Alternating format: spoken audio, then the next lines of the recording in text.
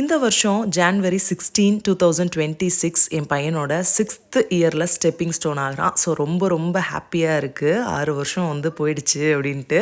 இப்போ வந்து அவனோட அடுத்த ஜேர்னி 5 வருஷம் கழித்து நீ 6வது வருஷத்துலேருந்து போகிறதுனால அவனோட ஜேர்னி ரொம்ப சிறப்பாக சூப்பராக அவ்வளோ ஹாப்பியாக நிறைய ஃபார்ச்சூன்ஸ் அவனுக்கு அமையணும் அப்படின்னு சொல்லிட்டு எல்லா விஷயங்களும் அப்படியே நடக்கணும் நல்லதாகவே அப்படின்னு சொல்லி நாங்கள் வந்து அவனுக்கு ப்ளெஸ் பண்ணி வந்து இந்த இயர் நம்ம செலிப்ரேஷன் வந்து சூப்பராக முடிஞ்சுது. ஸோ எல்லாருமே வந்து அவங்க வந்து செலிப்ரேஷனுக்கு வந்து அவ்வளோ ஹாப்பியாக அவனுக்கான கிஃப்ட்ஸாக இருக்கட்டும், விஷஸாக இருக்கட்டும் அவ்வளோ வந்துச்சு. ஸோ அது மட்டும் இல்லை, இந்த கேக் வந்து பார்த்திங்கன்னா நாங்கள் ஆஸ்ட்ரோனட் தீமில் தான் அவனுக்கு பண்ணியிருந்தோம். ஏன்னா அவனும் வந்து அந்த ஆஸ்ட்ரோனட் தான் அப்படின்னு சொல்லி அவன் ரொம்ப அதை பற்றி பேசுவோம்.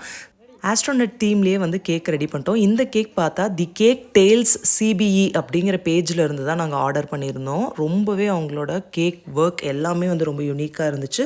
டேஸ்ட்டும் அவ்வளோ சூப்பராக இருந்தது. ஏன்னா சாக்கோ ட்ரஃபிள் உள்ளே வந்து ஃப்ளேவரை கொடுத்து அதுக்கப்புறம் மேலே வந்து இந்த மாதிரி கலர் காம்பினேஷனில் கேக் வேணும்னு சொல்லியிருந்தோம்.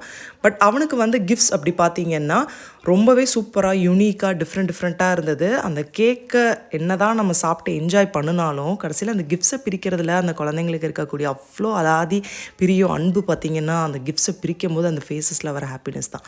ஸோ ஃபைனலாக வந்து சூப்பராக செலிப்ரேட் பண்ணி முடிச்சாச்சு.